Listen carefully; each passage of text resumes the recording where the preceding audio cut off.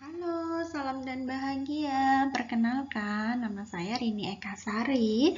Saya adalah dosen di Psikologi UST ya, Universitas Sarjana Wiyata Taman Siswa. Mungkin kalau teman-teman semua sudah pernah mendengar ya. Nah, hari ini saya akan sharing gitu ya, dan nanti mungkin akan kita lanjutkan dengan sesi diskusi gitu ya, dengan tema kita hari ini adalah mendidik dan menumbuhkan jiwa sosial pada anak, karena kemampuan sosial ini nggak cuma wajib bagi orang dewasa saja ya, anak-anak pun perlu memiliki kemampuan sosial dalam mendukung tumbuh kembang mereka gitu ya, karena kemampuan sosial ini kan bagaimana kita bersosialisasi gitu ya, bagaimana kita berinteraksi dengan orang lain. Nah, ini yang sebisa mungkin sejak dini sudah kita stimulasi, sudah kita ajarkan kepada anak kita gitu ya. Oke, kita akan bahas di slide selanjutnya. Oke, sebelum lanjut ke bagaimana sih menumbuhkan jiwa sosial gitu ya, kita akan bahas dulu apa sih jiwa sosial itu gitu ya. Kalau merunut dari kata jiwa dan sosial, berarti kan ada jiwa dan sosial gitu ya. Nah, jiwa sendiri itu kan bagaimana perasaan kita, pikiran-pikiran kita dan sebagainya gitu ya, yang melingkupi apa yang ada di dalam diri kita. Sedangkan kata sosial ini akan berkenaan dengan masyarakat biasanya, ya kan, masyarakat pada umumnya gitu ya kan, kita bagaimana kita memperhatikan kepentingan umum, suka menolong, memberi gitu ya, dan sebagainya. Itu sosial, bagaimana kita berinteraksi ya kan. Nah, kalau digabungkan, jiwa sosial itu sendiri adalah bagaimana keadaan hidup kejiwaan seseorang yang suka dan cenderung untuk memperhatikan kepentingan orang lain atau masyarakat sekitar gitu ya. Jiwa sosial ini biasa kita sebut bagaimana perilaku sosial gitu ya. Karena kalau jiwa itu tadi kita berbicaranya adalah perasaan, pikiran, sedangkan kalau sudah ke perilaku itu kan manifestasinya, kita berjiwa sosial itu manifestasinya atau bisa terlihatnya ketika dalam bentuk perilaku.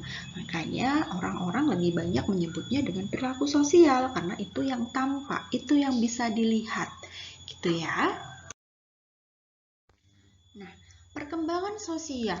Perkembangan sosial ini dapat diartikan sebagai proses belajar untuk menyesuaikan diri terhadap norma-norma kelompok, moral, dan tradisi, meleburkan diri menjadi suatu kesatuan dan saling berkomunikasi. Ini menurut tokoh terkenal Santrok ya, tokoh psikologi. Nah, untuk mencapai kematangan sosial, anak harus belajar tentang cara-cara penyesuaian diri dengan orang lain, sehingga anak tidak terlalu egonya terlalu ditinggikan gitu ya, karena masa anak-anak ini egonya sangat tinggi gitu ya. Kita pernah ya bertemu gitu ya, misalnya anak kita punya mainan gitu ya, dipinjem sama temennya gitu ya, dia akan mempertahankan karena memang ego di anak-anak itu tumbuhnya cukup tinggi gitu ya. Dia merasa bahwa dia yang memiliki, dia harus kita stimulasi, harus kita ajarkan bahwa ada dan harus berbagi gitu ya. Ini yang perlu kita stimulasi. Nah, perkembangan sosial dapat dianggap sebagai satu rangkaian tahapan perolehan kemampuan perilaku yang sesuai dengan norma sosial gitu ya. Salah satu tugas perkembangan pada anak yaitu menuntut anak untuk berinteraksi sosial di lingkungan sekitarnya dan juga sebagai persiapan diri menghadapi interaksi sosial di masa yang akan datang. Jadi kita sebagai orang tua, sebagai pendidik gitu ya, harus turut memberikan aktivitas yang bisa menumbuhkan jiwa sosial ini gitu ya. Hal ini tentu saja nggak boleh kita paksakan ya, karena ini kan ranahnya ranah anak-anak ya. Jangan sampai anak itu malah berpikir bahwa kegiatan-kegiatan sosial yang dan yang seharusnya menjadi baik itu ya, malah dipersepsinya tidak baik gitu ya. Makanya harus dengan cara yang tepat gitu ya. Kita harus bisa mengajarkan anak bagaimana menumbuhkan jiwa sosial dengan cara yang nanti kita bahas ya di slide selanjutnya. Nah, ini menurut Harlock tahun 90 ya. Harlock itu adalah tokoh psikologi cukup terkenal gitu ya. Dia mengatakan ada dua bentuk perilaku sosial, yaitu ada perilaku sosial dan perilaku yang tidak sosial. Namanya ada perilaku sosial, pasti ada perilaku yang tidak sosial. Kalau yang perilaku sosial itu seseorang itu perilakunya mencerminkan keberhasilan sosialisasi, misalnya dia bisa bekerja sama, berkomunikasi, berhubungan dengan orang lain, mampu terbuka, ya kan, murah hati, tumbuh rasa simpatinya, tumbuh rasa empati, sikapnya ramah, gitu ya. Kalau kita ngomongnya, iya orangnya supel, gitu kan. Terus dia tidak mementingkan diri sendiri. Ketika kita ngomongin sosial, itu pasti kita akan lebih mementingkan orang lain. Ketika kita mementingkan diri sendiri, itu namanya egois, kan gitu. Tapi ketika kita lebih mementingkan kepentingan sosial, itulah baru dikatakan bahwa kita berjiwa sosial, gitu ya. Nah, yang kedua perilaku yang tidak sosial. Nih, orang tidak mengetahui apa yang dituntut oleh kelompok sosial. Misalnya pengekangan, pertengkaran, mengejek, perilaku yang berkuasa. Ini kadang sering terjadi ya, bahkan nggak cuma orang dewasa, anak-anak seperti yang saya sampaikan tadi, egonya misalnya rebutan mainan gitu ya.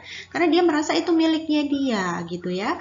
Apa yang dia miliki ya punya dia gitu ya. Seandainya nggak sesuai dengan temannya, mereka akan bertengkar, rebutan mainan gitu ya. Ini yang perlu kita ajarkan kepada anak gitu ya, bahwa kita hidup itu sosial.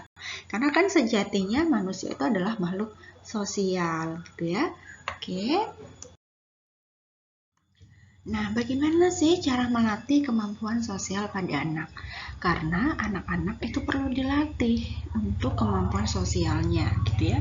Sama sebetulnya seperti kita melatih anak kita untuk belajar berjalan. Bagaimana kita mengajarin anak kita untuk belajar untuk makan, gitu ya. Sama, kemampuan sosial di sini juga perlu distimulasi. Ya, kita sebagai orang tua harus bisa menstimulasi kemampuan sosial anak kita. Caranya dengan apa? Kita menjadi role model, gitu ya. Menjadi role model itu menjadi contoh, gitu ya. Jadilah role model bagi anak dalam hal kemampuan sosial. Contoh sederhananya misalnya selalu kita mengungkapkan dengan bahasa yang baik apapun perasaan kita sebagai orang tua gitu ya. Biasanya ibu yang paling mempunyai peran dominan gitu ya. Karena anak itu kan lekatnya ketika masih anak-anak itu kan ke orang tuanya, itu ke sisi ibu ya. Nah, ini kita bisa mencontohkan bagaimana kita mengungkapkan perasaan dengan sesuatu yang baik, dengan perkataan, bukan tangisan gitu ya. Karena nantinya anak akan mencontoh bagaimana ibu berbicara, bagaimana ibu bersikap, dan bagaimana si ibu bersosialisasi dengan orang lain. Ya. Yang kedua, tanamkan sifat berbagi. Ya, kita bisa mengajarkan anak untuk berbagi, mulai dari misalnya berbagi permainan dengan temannya gitu ya. Karena ini sangat penting agar anak mampu untuk menahan egonya. Gitu ya, untuk menurunkan egonya, dia bisa mengontrol egonya bahwa bermain itu harus berbagi gitu ya. Kita bisa dengan ngajak misalnya anak-anak untuk bermain, ya kan, bermain dengan teman-temannya, berbagi, bahwa bermain dengan berbagi itu menyenangkan gitu ya. Kita kenalkan dia tentang meminjamkan mainan terhadap temennya gitu ya. Atau cara termudahnya misalnya kita juga bisa menunjukkan dengan cara kita berbagi dengan tetangga. Kita bisa loh minta tolong anak kita untuk memberikan makanan ini kepada tetangga gitu ya, supaya dia tahu ada contoh dari orang tuanya. Yang berikutnya, tumbuhkan sifat peduli. Nah, ini bisa dengan cara menumbuhkannya dengan cara apa? Kita bisa bacakan buku cerita, ya kan, banyak loh cerita-cerita gitu ya, apalagi kita di Indonesia, dongeng-dongeng gitu ya, yang memang mengajarkan tentang bagaimana bersikap sosial gitu ya, bagaimana menunjukkan rasa peduli Ya, yang berikutkan ajarkan anak kita untuk bersedekah atau menolong sesama. Bahwa apa yang kita miliki kalau kita berbagi itu baik loh, gitu ya. Ini kita harus tunjukkan ke anak-anak kita, ya.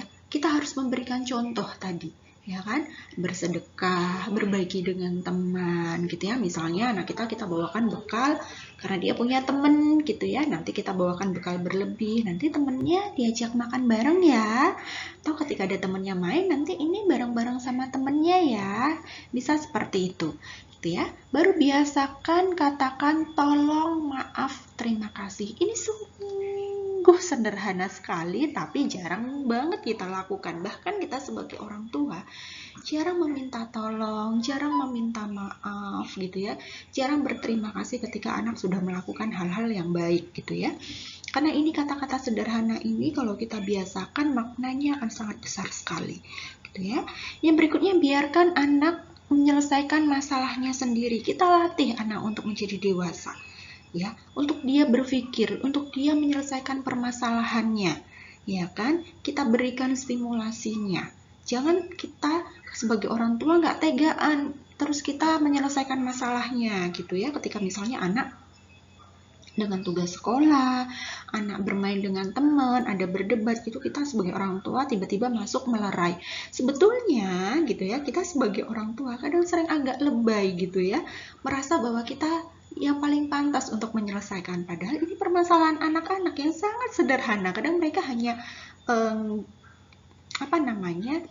rebutan mainan yang sebetulnya sama-sama menginginkan itu gitu ya, sedangkan kita orang tua sudah mendramatisir itu. Jadi kita membiasakan anak untuk menyelesaikan permasalahannya. Kalau memang cara penyelesaiannya tidak baik, baru kita bantu bagaimana cara menyelesaikan yang baik gitu ya.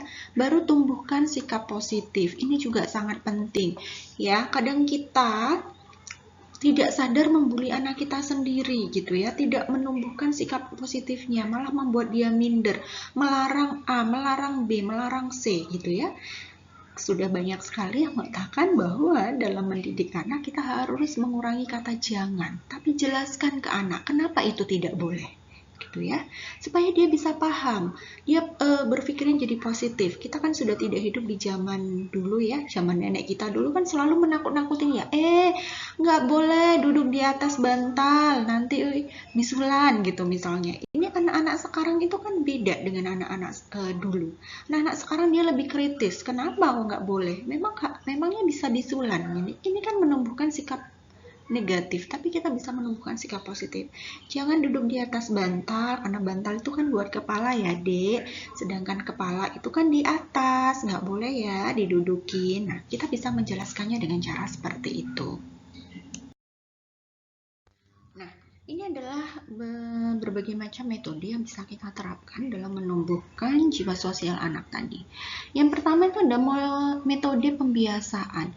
Ya, kebiasaan itu akan timbul dari pengulangan yang pernah dilakukan gitu ya oleh anak-anak. Pembiasaan yang dilakukan oleh orang tua, misalnya kita biasakan bangun pagi gitu ya. Biasakan untuk menjadikan bangun pagi sebagai suatu kebiasaan misalnya. Terus kita juga bisa membiasakan anak-anak untuk berbagi tadi, ya kan? Kita menjadi contoh. Jadi pada intinya perbuatan baik itu akan muncul ketika itu memang sudah terbiasa, ya kan? Selalu ada kata-kata kalau kita bisa itu karena biasa. Kan seperti itu, ya kan? Karena kebiasaan itu akan menjadi karakter nantinya. Kalau sudah terbiasa, kita akan akhirnya itu akan memunculkan karakter kita sebagai karakter penolong, seperti itu ya. Baru yang berikutnya ada metode dialog atau metode hiwar. Ya, hiwar ini adalah sebetulnya percakapan timbal balik gitu ya, silih berganti antara dua belah pihak. Nah, kita dengan adanya keterlibatan kedua belah pihak gitu ya, kita mengajak berinteraksi anak gitu ya, atau anak kita sekolahkan gitu. Ini kan dia akan belajar berinteraksi, bagaimana dia bersosialisasi, bagaimana dia berbagi Seperti itu ya. Baru yang berikutnya ada metode kisah. Nah, ini yang tadi saya sempat singgung gitu ya.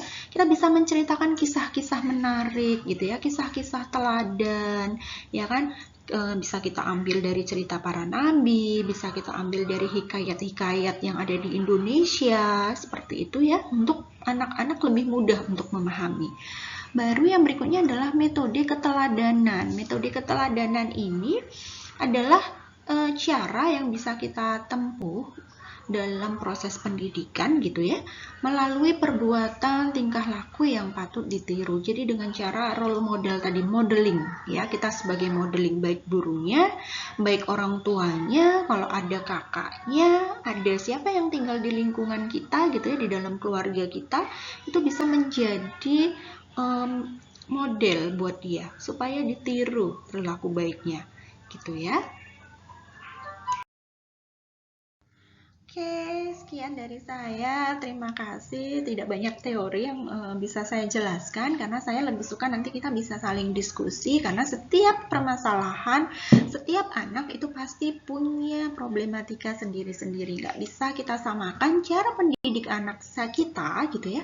Anak saya misalnya dengan anak teman saya gitu ya, karena setiap anak itu punya karakter yang berbeda. Jadi cara pendekatannya itu makanya memang kita sebagai orang tua yang harus lebih bisa mengenali karakter anak kita seperti apa sih, sehingga kita bisa menerapkan metode yang tepat untuk menumbuhkan jiwa sosial ini. Oke, terima kasih dari saya. Selanjutnya kita akan lanjut saja di sesi tanya jawab dan diskusi ya. Terima kasih. Assalamualaikum warahmatullahi wabarakatuh. Salam.